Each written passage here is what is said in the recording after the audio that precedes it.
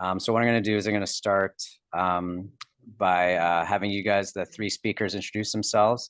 And while you're doing that, I'll put up the slideshow that you gave to me, and I'll start that going. So I don't know if you want to start, Jen, just introduce yourself, and then we'll get going with the slideshow. Okay, sounds good. Hi, everyone. I am Jen Charron, actually Jen Marsh. I am in the middle of my name change right now after several years of being married. I just decided to do it as I just gained citizenship. And so it was an all-in-one package deal. I work locally right now at an outpatient orthopedic clinic. Prior to that, I was running my own clinic for several years. And then unfortunately, it was not sustainable during COVID. So I had to move forward. I transitioned into medical in about 2008 with USYS ODP. And then about 2014, US Soccer, and as a clinical consultant for US Soccer, I do not represent the Federation's ideas or opinions. Presentation is based on merely my own personal experience within the Federation. So I just had to get that out there. All right. Andy, Mike, go ahead. Okay. So my name is Andy. I graduated from PT school in 2020, currently working as the physical therapist for Red Bull Academy. But my kind of journey started in PT school, volunteering for a bunch of clubs in the North Carolina area. During COVID, I started an online business where I kind of years into that, I think in 2016, I started my own business, Goal Physiotherapy and Sport Performance, which I co-founded with my wife, who's also a physical therapist, who somehow we remain married and work together too. So, but been doing that since 2016, and sport and soccer in specific has always been a big part of my life. Grew up playing, did not play through college into college just because of injuries, but played after, still play a little bit today. And really knew I wanted to go into something like that, which is what the main influence behind Goal was. And I use that kind of as my own kind of mini case study of trial and error of learning and guiding my career, because I think early on I didn't have the awareness of what was out there. So I kind of utilized and leveraged our company to really build it into more of like a sport rehab, sport performance type of company, and utilize that for my learning, our team's learning, and our growth. And it's really turned into a nice place where I always say we work with the athlete and the athlete inside of us. So it's kind of like our active adults, but a lot of our youth, high school, collegiate soccer players, a couple pro guys here and there too. And then that has led me to the job with the New York Red Bulls as their first team physio. And I worked there for about 14 or so months. I actually just left that about a month and a half ago.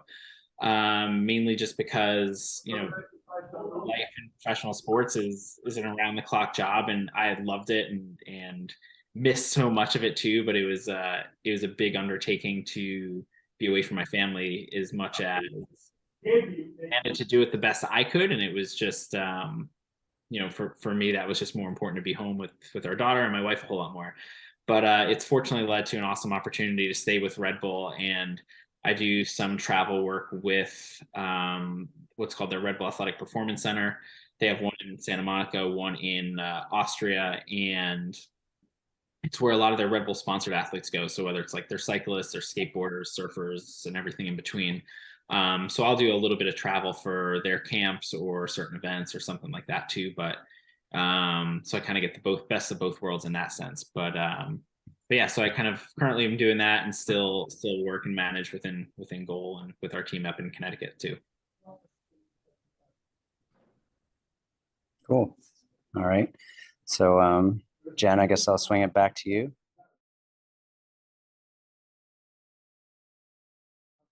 Okay. Well, overall, we were just talking about our journey a little bit too. And like Mike, I did start off in a PT clinic, and then kind of just one day someone came up to me and they're like, hey, do you know someone that can fill in really quick as an athletic trainer at an event? And I was like, I'll call everybody I know and see if I can help you out.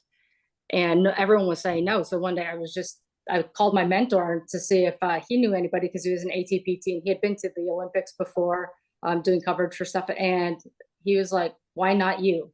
And I was like, I don't know, why not me? And so he kind of walked me through everything and got me started. And I started at a time where the internet really wasn't what it is today. And so he had to even teach me how to do a field kit and what was supposed to be in it, just simple things like that. It was amazing to have someone like that with me. And then when I got there, it was an interregional event. So there's many athletic trainers there, and they were all so helpful and so great. And fast forward 6 years later, I was called into many, many camps for that. And then a national team coach was at the event and just said, hey, I'm going to forward your information over. Would you be interested? And I said, yes. Of course, because I'd fallen in love with traveling the world and being a PT and soccer all at once. It's like the best combination. And then I got the phone call for the interview, and the person at that point that was the hiring manager for that, or filled those positions, literally told me to find 5 people as a reference that he thought that would give me the reference to him, but they had to know him and he had to know them. So I had to find people that I thought he would know in order to do this. And so I had to go back through everything that I've ever done and try to find 5 people that I thought he knew for a reference. And so it was an interesting interview overall. And come to find out, I knew about 10 to 12, and everyone gave me a good review, and that's how I got started. Awesome. Yeah, I think a lot of us kind of fall into these kind of positions when the availabilities come up. And sometimes, I mean, Jen, soccer is your sport, obviously, and it sounds like most of you guys had a lot of dealings with it. Sometimes it's not necessarily a sport that you've played, and it just happened to be in the right place at the right time. And then that's how you get into it, right? But it's the hardest part is the foot in the door, obviously, and getting to know the people higher up. But if you do a good job anywhere, I think people are going to notice. And if they want an excellent team working with their athletes, then they're going to want to keep the same people, especially if you've already done a great job with them. Correct? Mm-hmm. Cool. So and then you're still, when's your next event? This summer? You're traveling from this summer, right? Yeah, this summer will be my 4th CONCACAF tournament. And I've done 4 World Cups with the U20s, all the U20 cycles. I've only done a few tournaments with the full team, women's side. But yeah, so still in it a little bit, but I, just like Mike, I have a 15-month-old and I can't leave home very much. Just getting to work and back in a day is always a fun struggle too. So let alone try and leave and go halfway across the world. Yeah, a lot of us disappear from the scene for a few years when our kids are young, as I'm sure Mike can attest to right now. Like, you just got to be there. Yeah. And it puts it in perspective really quickly. You know, when I took this job, like kind of going off of what Jen had mentioned a little bit too, and what you had mentioned about getting your foot in the door. It was like, you know, I had interviewed for another club, and then had made it to like the final 2, and it just didn't go well. And then, you know, because in Connecticut our company sees a lot of their academy kids, it's like, let me just keep a good relationship with them. I would go down and shadow their academy guys and hang out with them and stuff. And then when Red Bull's recruiter reached out to them, they were nice enough to drop my name, and that's when the opportunity came up. And when it came up, I spoke to my wife Whitney. I was like, we kind of went over it, and we're like, do we give this a go or not? And it was you know, I grew up watching them, you know, the MLS since 1996, and was a Metro Star Red Bull fan, and had a lot of other connections that it just made sense to do. And, you know, early in the job, I realized like how little time I was able to spend home. And, you know, we'd go on an away trip or we're away for preseason, and I come back and I was like, oh man, I missed like a couple things with my daughter's development and stuff too. And it's like, that was very, very challenging and very eye-opening for me. And I think like I said, I love the job and so much about it, but I think it puts into perspective what's most important sometimes. And sometimes it's just, it makes sense to be home a little bit more.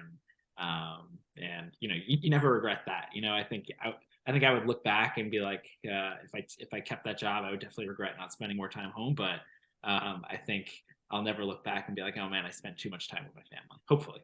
So Do you just want to go through what like Yeah. a day of will look like? Yeah, the one that you had up earlier, if anyone was looking at it, was actually from She Believes. So it was a little bit more detailed with a little bit more player meetings and player association meetings, stuff like that. But overall, I have mine up a little bit so I can take a look too. Right. Yeah. So, and just so that people are kind of aware of what really happens during a trip or a camp or event, the hours are basically almost from 7 a.m. till whenever you're done, which could be 10 p.m. at the earliest, and sometimes it's 1 or 2 in the morning, depending on what's really going on. So understanding that commitment, and sometimes the shortest camp is 7 to 10 days, and the longest camp's about 36 days, especially if you make it to the end of World Cup. So your pre-camp, your games, and so you just overall, you're in the hotel, at the field, minimal downtime, but it's scheduled to a T. And every time you get a schedule, treatment's actually not even on the schedule. You have to work treatment around the schedule. And so we have to send out separate sign-up sheets for people to try to come in during those times. And we're trying to squeeze in all the players within those times. That's including our recovery strategies as well, like pool sessions, stretch sessions, activation. We'll do yoga, meditation. So we're trying to fit all of those within a screen in that schedule, and not overdo everything as well. Also think about load management and downtime for the players. Every player has their own electronic medical record. We're expected to daily put in every treatment, evaluation, anything that you're doing, so that the next healthcare person that sees them has that accessibility and can feed off of it, because sometimes you'll even see the same person 3 times in a day, depending on what their status is.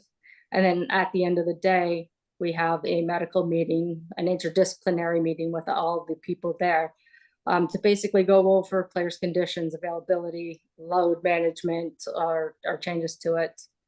And so that they have an idea of who's available for the next day's practice. And then we also meet first thing in the morning with some teams to see if anything's changed overnight, as they fill out their fit for 90, and see if something's changed in their fatigue levels or stress levels and so forth. So we're accommodating that way as well.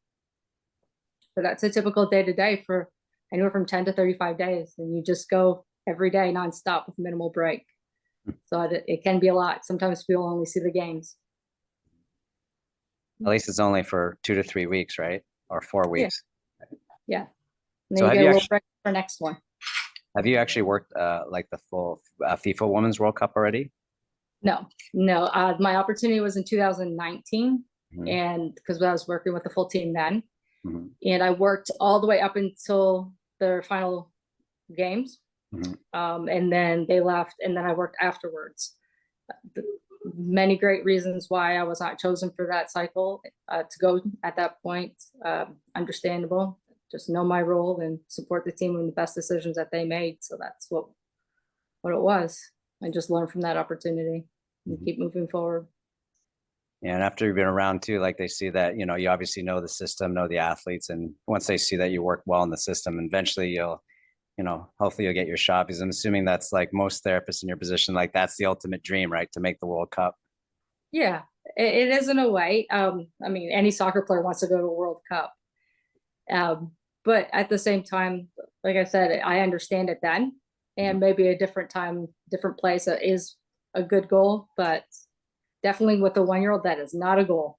It is No. not to go away for 35 days. So many years from now, maybe. But you'll be watching from at home with your baby, right? Correct. Or there. We plan on bringing them everywhere to any of the World Cups, and men and women, to just go and experience it earlier as soon as we can, whether I'm working part of it or not. Nice. Yeah. Just kind of like we did with the last World Cup in Costa Rica. He came for the last week that I was there, and then we had family vacation afterwards. So it was great to have my family there for that. Awesome. Mhm. But this, are you going to go to Australia this summer? No, Australia's a little too far for a 1.5-year-old at that point. So no one wants that baby on that trip for that long. So Be a tough flight. yeah. All right, cool. Want to move on to the next slide, or Sure. Mike? I'll have you run the slides. You got This is you, right? This is Andy. Oh, Andy, sorry. Yeah, so this is the day-to-day at Red Bull Academy. In any academy space, like, things are very subject to change, especially last minute. So all of these times could easily be shifted forward and backwards quite a few hours. But typically what happens is in our academy, the main teams, like the team training, will take place in the afternoon. So that way the kids can go to school. But for our top towns, we have about 15 or so kids who do school at the facility. And they'll have a second training session in the morning. So that typically happens from 10:30 to 11:30.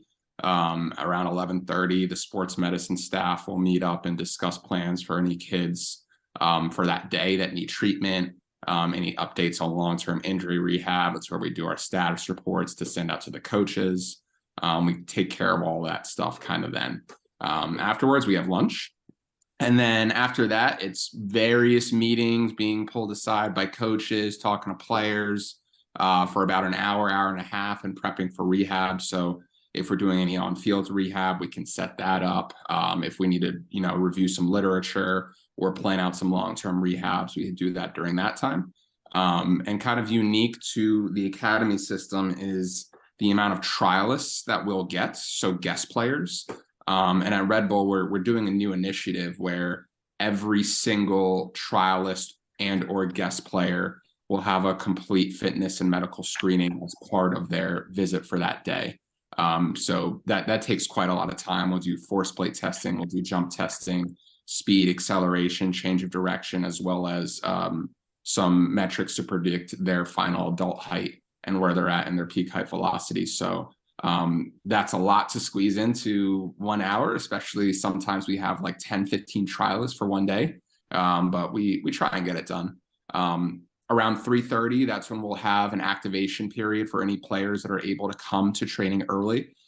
In particular, we started a lumbar spine kind of stability program because in the fall we had quite a few lumbar spine stress fractures. So can't really control in totality the amount of load that they have, plus the turf that we have. So we're looking to improve their lumbopelvic stability in that program. And then we're also going to have separate programs for knee stability. And we also have a generalized activation program for all the team players as well. From there, at 4 o'clock, the 15s and 17s, that's under 15 and under 17. So those players are anywhere from 14 to 18 years old. They'll be out on the field training. And while that's happening, that's when I'll be inside with any of those players who need long-term rehab. So any surgical cases, as well as any musculoskeletal cases that either require a lot of hands-on and attention, or any cases where, let's say, the athletic trainer or the strength coach will be working outside, but for whatever reason, that person needs to be inside for the day. I'll work with them then. Around 5:30, they'll finish outside. And that's when the U15s and 17s will come inside. And if it's a Tuesday or Thursday or even a Monday, they'll have a gym session as well. And on top of that, any players who need significant field space to do fitness top-ups will do that at 5:30 as well, since the 15s and 17s are off the field. Starting concurrently at the same time, U13s, 14s, and 12s. So those players are anywhere from 10 years old to 13 years old. They'll start their team training, and same principle, while they're outside, any of those kids who have any long-term injuries, I'll be working with them inside. That all wraps up around 7, where we handle any paperwork, admin, and documentation. So obviously between 2:30 and 7 p.m. it is very much organized chaos, and things will go wrong, but that's kind of the way sports is, and you kind of have to roll with it. And yeah, at the end of the day, we go home. Is it really organized, Andy, or is it just chaos? I would say in July and August and September, it was pure chaos, but it's organized now. I like that description. It's it's a perfect way of displaying how general of sports PT is, and especially when you're on the road, right? Like, it's pretty much organized chaos, and you just have to go with the flow. Yeah. And it's, I mean, between the U12s and the U17s, And that itself is an underestimation of the amount of kids that we have, because we also have players on Red Bull 2, which is the reserve team. The vast majority of them are under the age of 18, and they're actually academy players. And we have players that are under the age of 11 in the pre-academy program that also play for the academy. So you're really looking at like 140 is the amount of athletes that we have. So it's a lot of chaos. No, that's pretty much it. I mean, we have a lot of kids and they're kids, so chaos comes with it. So Cool. And how long you been with them now? I started with them in July. So 7 months. Yeah, about 7. So is the ultimate goal to get to the first team, or are you looking to just get as many experiences? Because it looks like you have a lot of experience. I mean, you've worked with a lot of teams, which is great. So where do you see yourself in like 5-10 years? Academy. That's a great question. Honestly, I just want to work with soccer players every day. Like for me, the level doesn't really matter too much. The age doesn't matter too much. The gender doesn't matter to me really. Like I just want to enjoy work every day. And yeah, I have that right now. So I mean, I wouldn't say that I aspire to be with the first team or with, the men's national team or anything like that. If the opportunity comes and I'm here for it, then yeah, let's do it. But you're already living the dream. So yeah, I enjoy it. I enjoy it. And yeah, I kind of just take every opportunity as it comes to me. And if it seems like a good fit, then I do it. And if it doesn't, then I don't. Cool. Well, we'll see. We'll have to keep our eye on you in the next few years. Yeah. But I mean, also, I feel like with academy, and it's very different, I think, at Red Bull and overseas as well. I think the traits and the skill set that is needed to do well at the academy level is very different than the first team. Mm-hmm. Because if you look at how clubs make money and produce revenue, the academy is so vital in that, because I mean, it doesn't really happen too much here in the United States, but in Europe, like if you look at Benfica's academy in Portugal, they constantly pump players out and they sell them on for a profit. And if you look at Benfica, their entire kind of structure and infrastructure, it's based off of selling young players for a profit. And that just doesn't happen. It's not magic that at age 19, 20 years old, they kind of just turn something on. They've been developing that player since they were 10 or 11. And that whole long-term athlete development process is really, really important. So if you're in an academy setting, it's a golden opportunity to really contribute to the club that you're working with. And your work could potentially make or break the difference of guy making it back on the field or not, or maybe not making it back 100%, which obviously is going to affect his career or future career. Yeah, for sure. So, I mean, what Messi was like, I saw the Barcelona in the background. Messi was 12 when he got pulled over, like from Argentina. And he's one of probably thousands of kids that actually made it, but there's lots of kids that never made it. And it could have been because of an injury that wasn't rehabbed 100% or just didn't have the right therapist. And maybe there's another guy who was just as good, but just, not ended up getting all the way back 100% from an injury. Right. So. Mm-hmm. Yeah, for sure. Yeah. And it could even be a case of, it's obviously retrospectively doing everything that Messi did. Yeah, that was great. But sometimes in that specific moment as an academy player, you really won't know, like, will this player be a pro? Like, you don't know, so that's also part of it is kind of, I mean, some players, yeah, you do know, but a lot of them, it's like, yeah, maybe you're borderline. If things work out for you, that's great. But if you're injured, things certainly won't work out for you. And that's where our work comes in. Cool. All right. Anything else to add to your daily activities or? No, not really. I think that's a pretty typical day. Match days, obviously, they're very, very different. As a PT my main responsibility is the 15s and the 17s. We have 2 athletic trainers for the entire academy. So there are instances where, let's say, the 15s are away, the 17s are at home, and the U12s are playing. at home as well, then I'll take the 12s. But my match days are more, they're more relaxed, but they're also more hectic too, because I could just be watching a match and then somebody calls me over and it's like, oh, you got to watch the 12s because so-and-so couldn't make it, or yada, yada, yada. So it's always being on your toes and being ready for anything. Just got to go where you're needed, I guess. Mhm. How often are match days during the week? Like, would you guys have 1 or 2 matches a week or more? Typically 1 match per week. Our schedule is a little unique that in MLS Next, which is the league that we're in, we play a mix of MLS clubs and local clubs. And obviously our MLS clubs that we play against, like NYCFC, Philadelphia Union, DC United, those matches are much more intense than matches versus, let's say, Ironbound or any other local club, because the talent level is so much higher.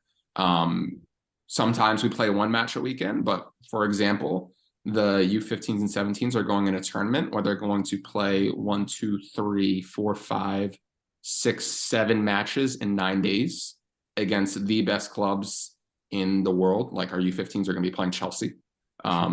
So that's really, again, organized chaos, kind of hoping for the best. And things like periodization go out the window because they don't exist in the youth soccer tournament landscape. But yeah, that's all, again, very subject to every individual weekend. Cool. Awesome.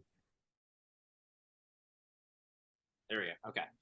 So this is kind of a day, I would say a normal day at Red Bull for the first team. And I kind of left it loosely, but there's plenty in there that I'll add as well. But normally we'd have breakfast around 8. And that's usually my favorite part of the day, because like we always have it made for us. The people who cook know all of our orders. We can kind of just walk in and they do their thing. It's an awesome time where we can sit down with a lot of our other staff in a very informal way, and just, it's a good bonding and team building time, and a time where there's not a lot of people in the building yet. So it's an easy time to have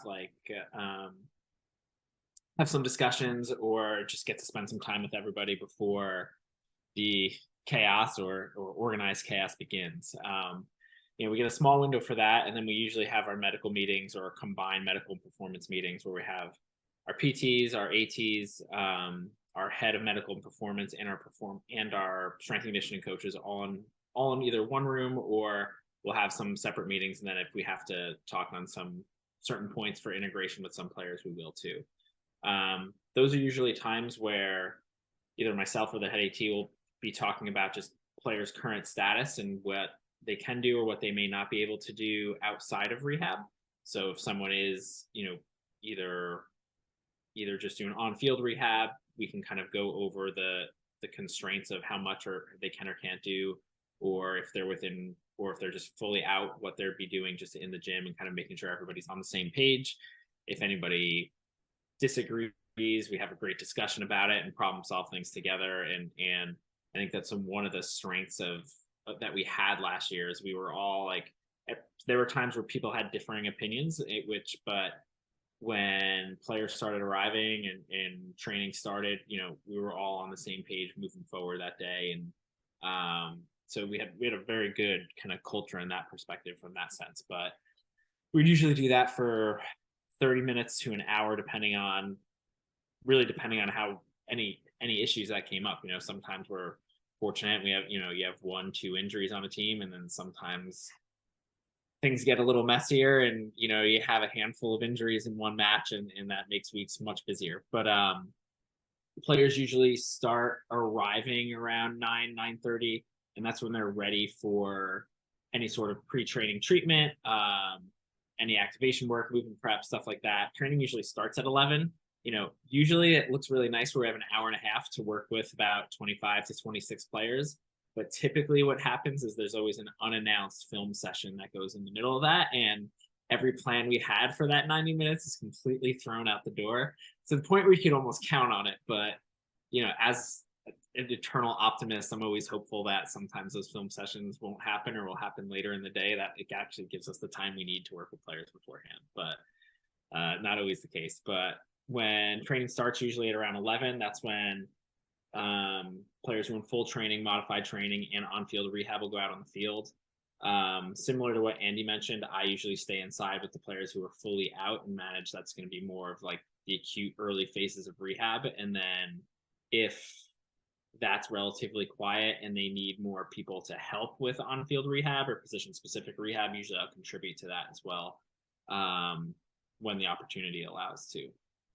After that, I didn't put a single time on anything because it's completely up in the air. After training, we'll do post-training treatment if there's anybody who needs anything. And then, lunch is sometime after that. And I say sometime after that because we have to typically check in with every single player before we wrap up our day. Sometimes players take long showers. Sometimes they're on phone calls. Sometimes you can't track them down. And it's, there's sometimes we'll fortunately be able to eat lunch at 2, and sometimes it's 3:34. So it's just kind of the way things go sometimes. But after that, we always have a review of the day, things that went well, things we struggled with, things we could do better. And then the rest of the day, whether we want to stay there and do it or we can take it home, is to prep and plan for the following day. Any new injuries, we start to organize long-term rehab to discuss with the team and the coaching staff the following day, and just kind of make sure everybody's updated and in the loop in terms of that process. And then you have to come home, catch a breath, and do it all over again the next day. But preseason is a little bit different, especially if we're on the road. We fortunately get to go to IMG for a couple weeks last year and this year, and then I didn't go to Palm Springs this year. I left before they did, unfortunately. It's an amazing place, but similar to what Jen mentioned as well, treatment really isn't on the schedule as much. So usually the coaching staff and the performance staff will set the schedule, and we usually look for holes in that where we can fit in treatment hour before training, treatment hours after training, or after dinner or something like that too. And we've never really had signups because fortunately we had, myself and 3 ATs who can manage it together. So we had enough staff. So it was kind of just an open door policy, and it worked for us mainly because number one, we had the staff, but it was also just like a cool kind of culture time for the guys where everyone can hang out and get together and have a laugh while we're working with some other people too. And but it definitely is, a little bit of a puzzle of where you can fit it in and how it goes, and whenever coach wants to throw another film session in that isn't on the schedule. So but that's generally how it is. And on the road, and in the playoffs, it's completely different too, because it's always a little more stressful in both of those scenarios, just because on the road you're not at home, so you don't have everything you normally would, and the playoffs are single elimination, so unless anything changes this year. But so that becomes a little bit more stressful as well, and therefore everybody's a little bit more on edge. But that's the general day-to-day of things in first team football. So and everything's always subject to change at any moment, and usually does. So I'm gonna pose this question to you, Mike, and then also wondering also the experiences like Jen and Andy, because you guys are part of a medical team with ATCs. How do you guys find your role is in terms of mixed in with the ATCs? Are you guys treated like just another trainer, or do you guys have specific roles that are different than the athletic trainers specifically?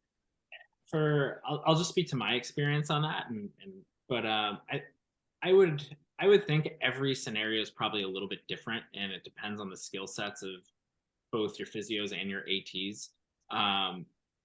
When I joined Red Bull, I was the first physical therapist to be part of the club. So, and there wasn't complete clarity on everybody knowing that was occurring.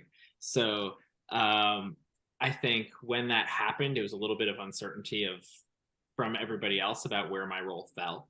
But, it's important to have conversations and work as a team, and remember we're all there for the same reason, and it's to help the people in front of us and help them either stay healthy, or if something comes up, help them manage it well so they can get back on the field in a safe and effective and hopefully quick way. So I think once you kind of establish that we're all working together and for the same role, it's more of an assessment of what are our strengths and weaknesses and where we can fit in. And I think that's where, at least for our team, the athletic trainers previously managed all acute rehab, all on-field rehab, all conditioning before they transitioned to either modified or full training. So when I joined in, we had kind of a bigger team meeting about creating a little bit more structure through that. And I think that, and not necessarily just because I had joined, but we had realized we had some holes and where we can do things better as a team. And I think that's what helped us all really get on the same page with that. But I would assume every club is a little bit different, but I think for us, it made the most sense for me and I know the new physical therapist coming in has a similar role of managing a lot of the earlier rehab, organizing kind of the full rehab return to sport plan. And then the athletic trainers are awesome with a lot of the on-field rehab and working with our head of performance of doing some of that and playing a supportive role there in addition to their other roles too. But they're also part of, treatments beforehand, sometimes treatments during. If we have a handful of guys who are actually out, it's hard to give high quality care to those guys when it's one PT and you have 5 guys who are out. So, and a small window because, fortunately or unfortunately, a lot of those guys want to come in and do their rehab and leave at the end of training too. So you have about a 2 to 3 hour window you can work with them. So it does get a little bit tight. And then there's always other barriers too. Like my Spanish, unfortunately, even though it's gotten better, is not that great. So, and one of our athletic trainers, it speaks fluently. He was Colombian. So, if one of those guys got hurt, I would certainly help participate and they would teach me a little bit and sometimes just give me a hard time the entire time and probably teach me things they shouldn't. But that he would certainly run that session too, because communication is such an important component, and if I can't communicate effectively with them, it's just the outcomes won't be as successful. So he would just take the lead with that too. But I think it also requires some humility from everybody and realizing that we all need to work together, and it's not just a physio role or just an AT role. And I think when you get some of those things out of the way, everybody's a lot happier and more successful. Cool. I mean, it's nice to see that at the professional level, they're starting to incorporate PTs. And a lot of times that's the reluctance of the ATC staff. NFL started requiring them in 2012 after the CBA was redone. And then MLS looks like, is it a mandate for MLS to have it, or just Red Bulls decide to have add on the PT? Yeah, so it's definitely not in the MLS. I know, I don't know anymore, but I know they were working on that last year, and I think they were hitting some roadblocks with it. But a lot of the teams are slowly starting to add physios to it. Fortunately with Red Bull, we have a lot of, I'll say European influence. I don't know if that's the right way to say it, but Red Bull values physical therapists very highly as well in their athlete health. So we did have myself and the new physical therapist, our head of medicine and performance as a physical therapist, Andy as well. So, within a matter of 7 months, they added all 3 of us on staff last year, which I think was a great step forward just for soccer in this country as a whole too. That's true. I never even thought about it, because in other country, there is no athletic trainer. It's the physio that does the sport massage, the on-field stuff. And it's mainly North America. I mean, it is growing in other countries, but mainly it's a North American phenomenon. And not to say anything bad about it. It's become that specialized, but we've kind of lost that. Whereas in England, English Premiership, where soccer is the biggest, it's always, you hear that they don't even say the trainer, they say the physio is going out to the field. And sometimes, depending on the announcers, even when the trainer goes out, they'll still call him a physio, so it's great to see. I mean, that we're getting quite a lot more exposure and recognition. And I think, like you're saying, it's mainly for the benefit of the athletes, right? So in the end, if we do work well as a team and, you add to the team care, then obviously they're going to feel not as threatened. And obviously you can bring more to the table. Then it's just, in the end, like you said, it's whatever's better for the team, right? And the athletes.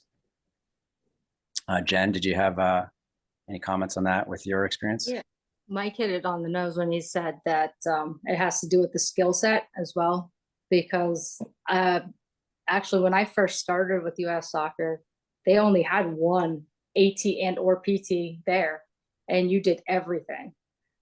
So it's grown quite a bit in a long time. So I was responsible for taping, for acute injuries on field. I was responsible for everything, and I had to learn pretty quick. And then it was about 3 years later that they started adding 3 or 4 years later that they started adding a second AT or PT, exercise science, and all those roles changed. And so by that point, I'd already known a lot of the staff, I've known a lot of the other people I was working with, and that collaboration and knowing each other's skill set and what our strengths and weaknesses were was the biggest thing. And he was right. You kind of know your role, but your roles will overlap. And you just be adaptable, and every situation is going to be a little bit different, where I may be a little bit more PT in one section, but then also have to do a little bit more AT coverage type thing, where you're on the field a little bit more. The expectation with US Soccer is that you do have your SCS and you do have your emergency response, and so that you are able to help out in an acute emergency on the field.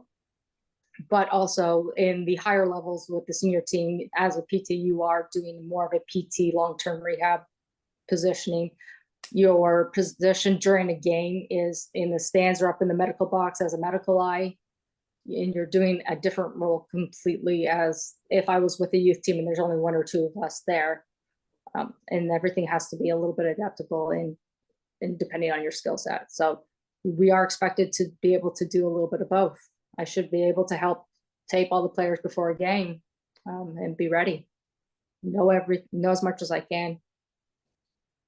Especially with COVID now, right? If one of them suddenly has to get yanked, then you may be by yourself. Yeah, and that's actually why they added another one, especially for longer trips. I ended up getting a really bad stomach bug that lasted a while, and I was the only one there. And then the doctor, who was actually a pediatrician, because we were with a little bit younger team, had to actually do all of the taping and the hydration stuff. So he's filling water bottles and bringing them out on the field. And they're like, okay, maybe this isn't what we're paying our docs to do. So they started doing that a little bit more. Just a day illness or two threw us all out. It's funny, just to comment on that, one of our docs went to the USOC in Colorado Springs for one of those 2-week volunteer stints, and I think he was like a fish out of water, because like they're like, oh, can you go massage that guy or tape that guy? He's like, what are you talking about? I'm like, I'm a sport med doc. And he's like, well, what are you doing here? We're waiting for someone to get a cold, or, like they basically made fun of him. They're like, what do we have you here for then if you're not going to pitch in and help out? Like, because usually people aren't expected to get like sick or a medical issue, so like you're otherwise just standing around. So when they need you, like get ice or like massage or do something, like you should be able to do it if the need arises, right? So that just doesn't happen usually, but in your case, it obviously did. So, Andy, how do you get along with your ATCs, or do you find your role within the medical team? Yeah, so similar to Mike, my position was not clearly defined, which I think was good, because that gave us a lot of freedom to kind of decide what we wanted to kind of do. Conversely, like the first team, they have 3 ATCs and 1 PT and a director of sports medicine performance. When I joined the club in July, we had 1 athletic trainer, 1 strength and conditioning coach, and me for those 5 teams that we discussed earlier. So in terms of things that needed to be done every day, every helping hand was needed and required.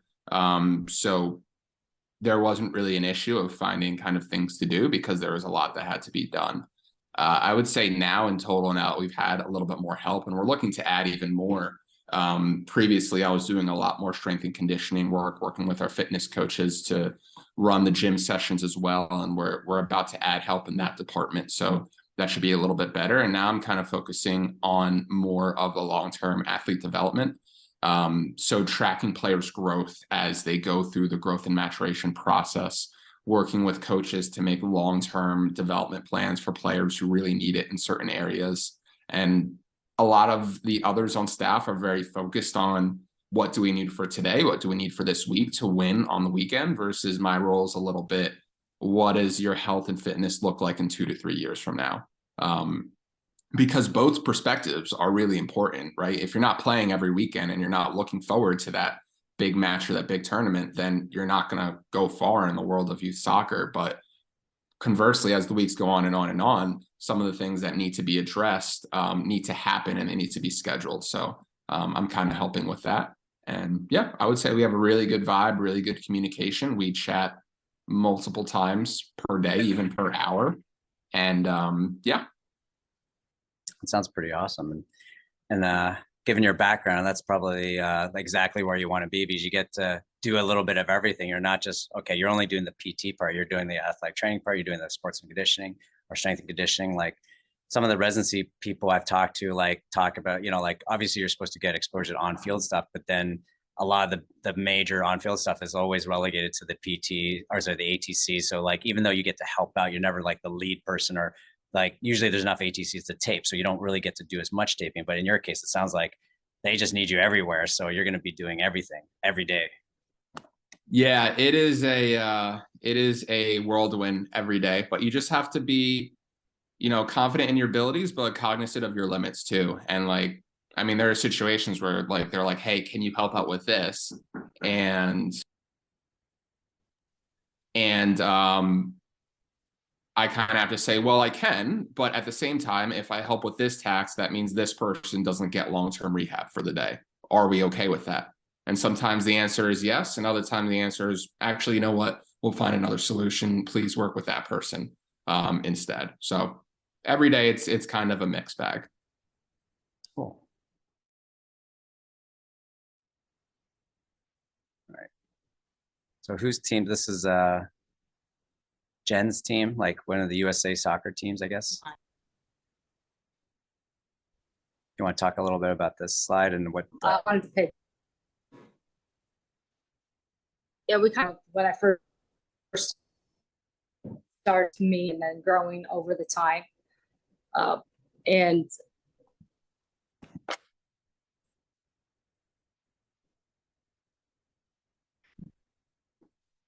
just what you have to work with. And so trainers, like I'll just see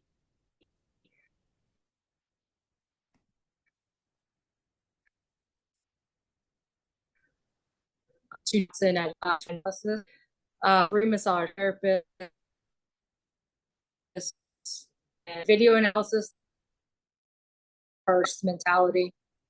There's always a solution that you guys can work out together. But working with all of these people is fantastic, and the knowledge base that everyone has to bring, it just kind of broadens your horizons overall, and you get to experience what other people's opinions are, and it actually is beneficial, because sometimes we get a little bit closed-minded on how we can treat people, and so it's good to hear different perspectives and kind of work it out all together. And that's actually one of the positives about working with such a large team at such an elite level, is that you have all these very, very smart, intelligent people working hard for the same goal, and you get to be a part of that and share your knowledge with it.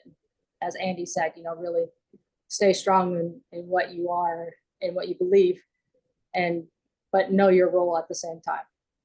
So, cool. Yeah, just a little tribute to the team behind the team, because a lot of people don't get to see that either.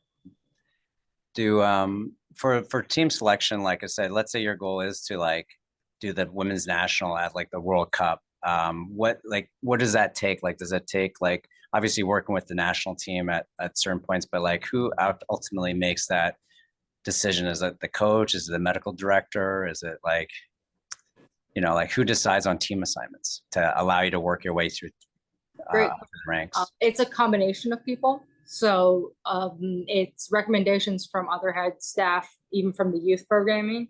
Mm-hmm. It's the players actually have a bit of a say as well as who they like. And then we do have a chief medical officer and a sports medicine or sports performance staff that actually choose people, but also the head athletic trainer, who they get along with, who they're going to be able to trust and work well with for X amount of time. So it's a trial and error. And then when you get multiple hits from multiple people, you keep getting called in. So it's a combination of people. It's getting the opportunity to possibly work at youth camp first and get seen and then go up, or know somebody directly in that route that you've worked with before. So if one of the head trainers has worked with someone for years at a college and they trust them, they might bring them in and try them out at a camp as well. Yeah, it helps to build those relationships, and you never know when it's going to come back to help you out. Correct. Yes. Cool.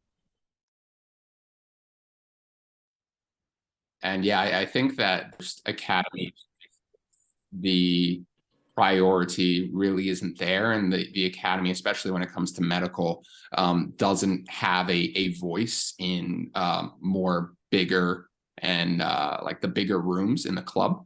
And thankfully, we don't have that here at Red Bull. Our director is really, really good about putting the academy first, and especially with our European influence, that's a value of theirs as well. So it's been really helpful for us. Yeah, I keep forgetting that like Red Bulls is actually like not just the Red Bulls in New York. They're part of a bigger global, like I think the main ones, is it Germany or like the premier Red Bull team?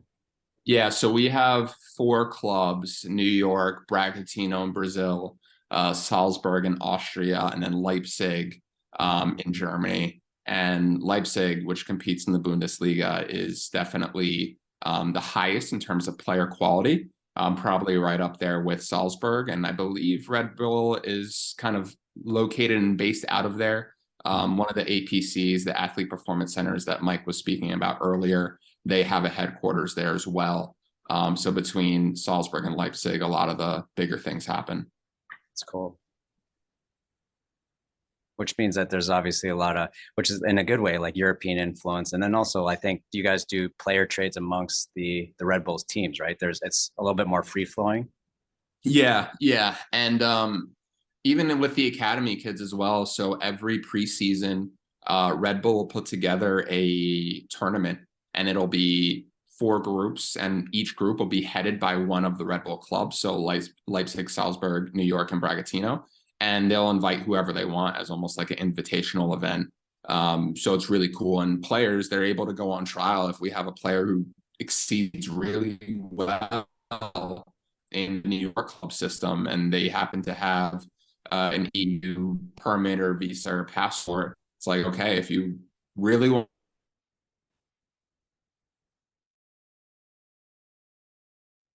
A sports like person will refer to when there's the need for it or it's requested. Our nutritionist comes in usually once a month to do whether it's certain conversations, kind of body fat testing, stuff like that.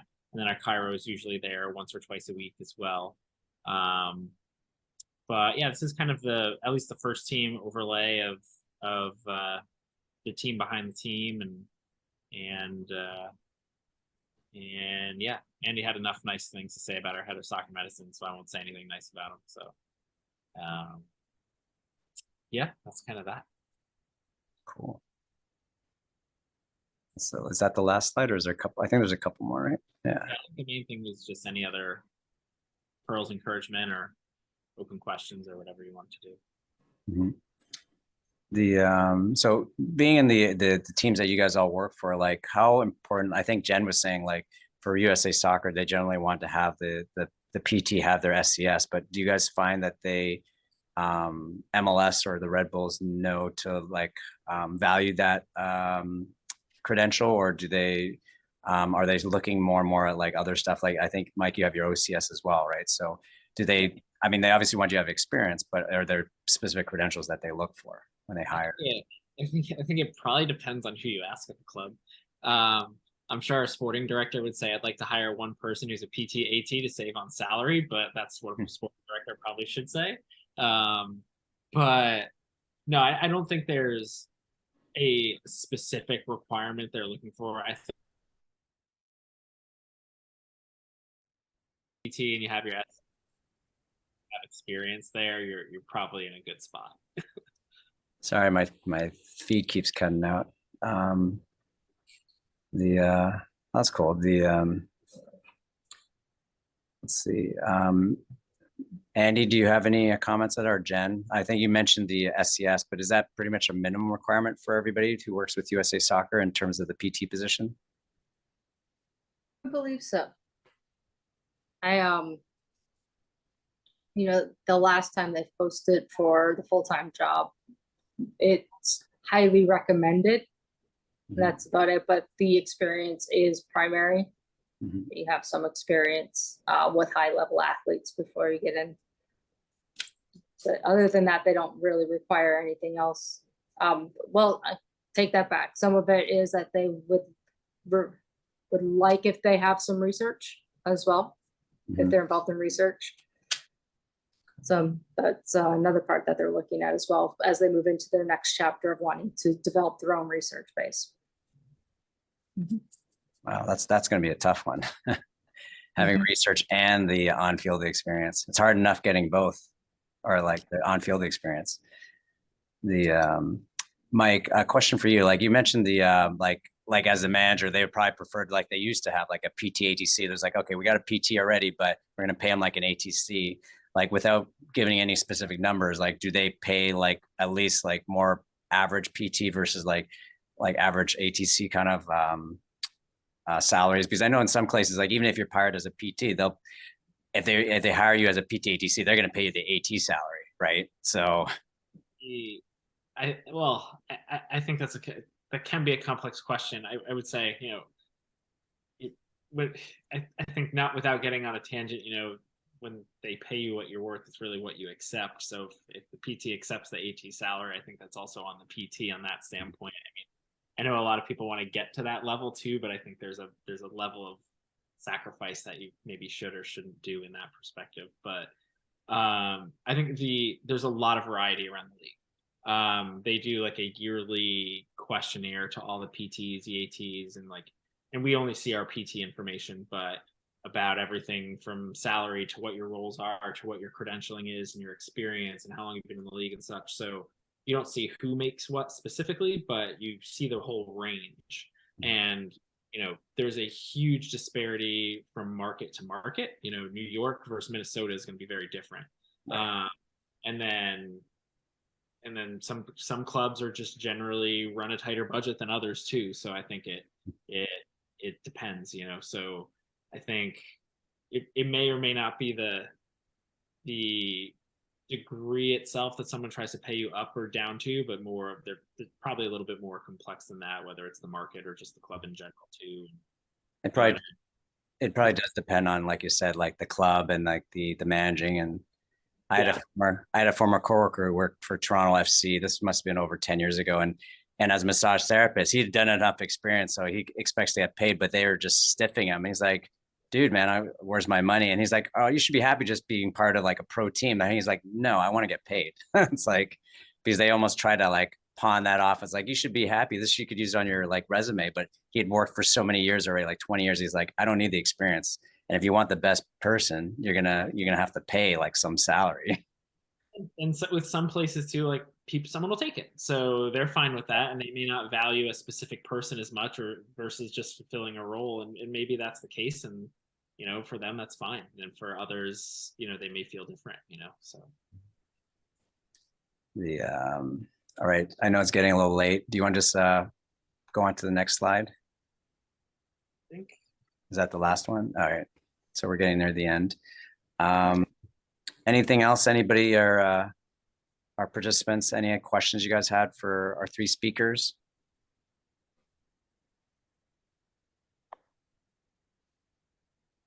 No. I had a question for you guys, since you guys are all in the greater New York City metro area. Like, do you guys know or are involved with preparing for the 2026 FIFA World Cup?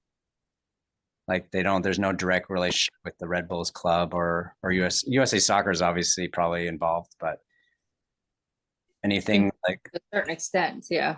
I mean, they're doing their own preparation, but it's not the venue portion. I guess it's all venue specific, like as well. Not that I know of. Yeah, not that I know of either. At the academy, it's pretty cool because whenever any national teams or club teams from overseas, typically they'll train at MLS clubs and they will use typically the academy facilities for that because the first team has to train as well. So sometimes it's cool. Like, we had Columbia training. We frequently have NWSL teams training on our facilities as well. We share the space with Gotham. So we have a good relationship with them, but nothing concrete in terms of World Cup. Okay. Yeah, I know the FIFA is pretty strict on terms of the standards for like the pitches and the training facilities, and obviously you guys are one of them. I think Pingree is one of the other ones that hosted teams in the last World Cup, so they're probably going to be FIFA certified for the next one. But just wondering if you guys had heard anything. I just assumed Jag was involved because I know John has got his hand in everything in terms of the world, like the pro soccer and the MLS. So I figured you'd be on top of this too. But I just wasn't sure if you guys knew anything about it or if you guys were directly involved with it.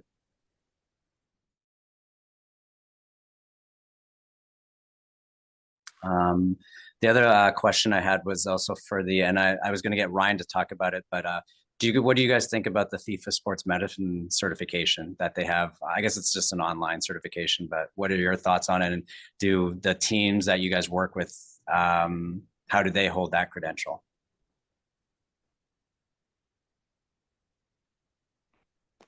So I finished mine probably about a year ago. I mean, to be honest, the rigor of it isn't too intense. It's pretty. I think a good way to look at it is a general overview as to what sports medicine looks like in the world of soccer specifically. I can't really say for sure if like when I was applying, if it was something that was looked on favorably. I can't imagine it was something that was too, looked on because the rigor of it just wasn't there. It was kind of just more of an overview. But it's nice, it's a good way to get a peek at what happens on the inside. Cool. Ryan, sorry, go ahead. Say from what I recall, I remember it being very broad too.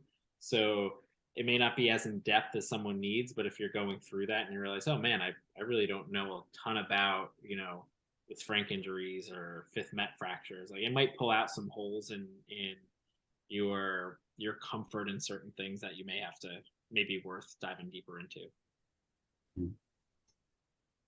Yeah, I only got halfway done, and then and it was just sent along by the chief medical officer saying, hey, this is an option, it's free, here you guys go.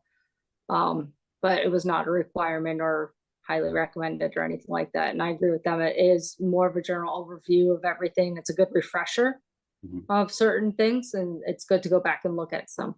But it is a little bit tedious as well, and takes a lot of time to get through some of those.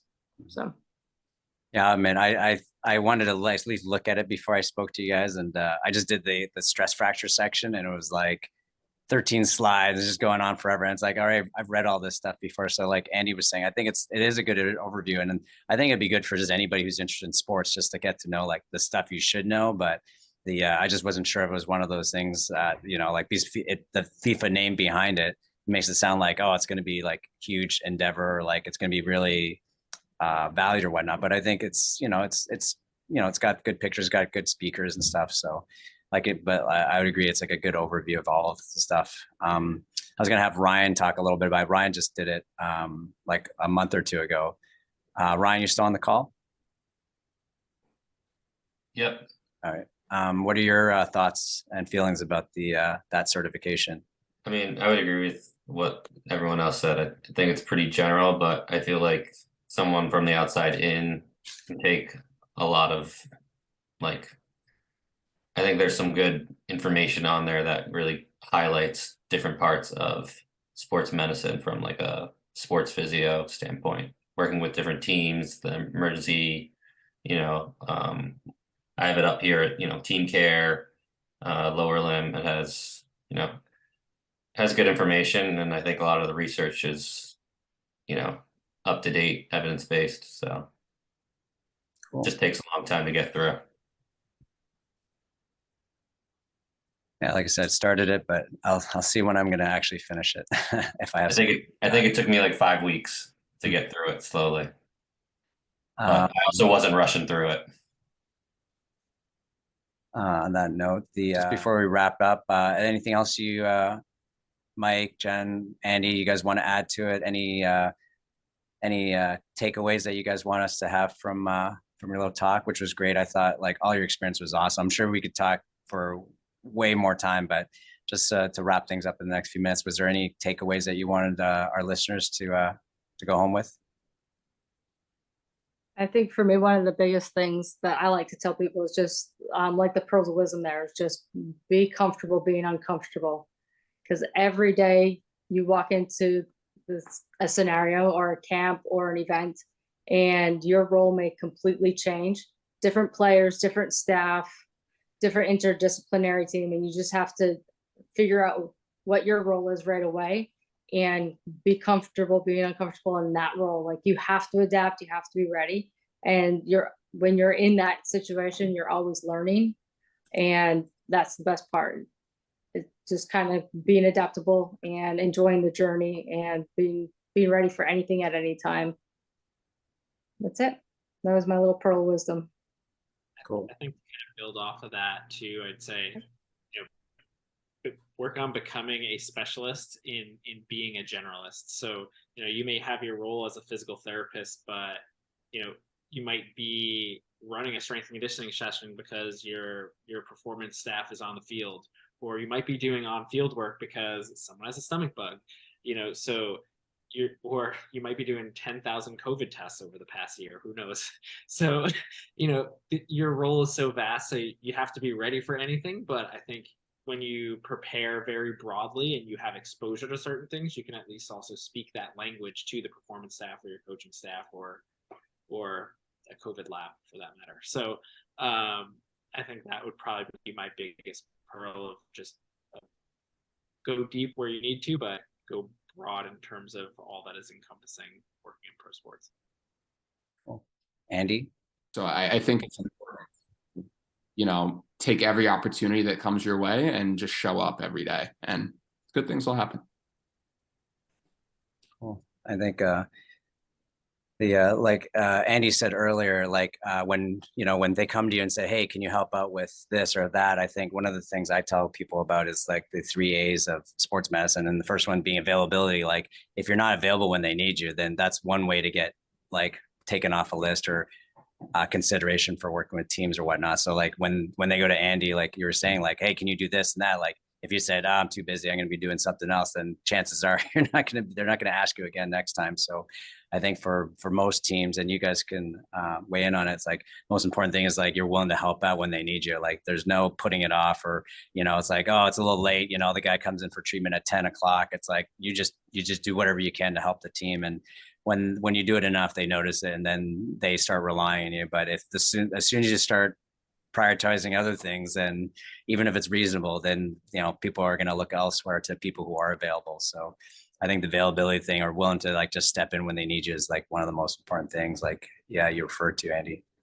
Were you guys just tying things up? Yep. Yeah. They were just saying thank you. Yeah.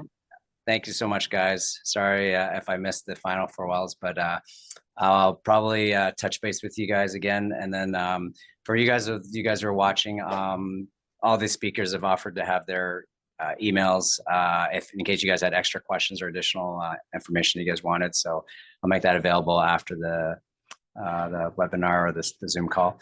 But unless anybody else has any questions, then I guess have a great night. Thank you very much, guys.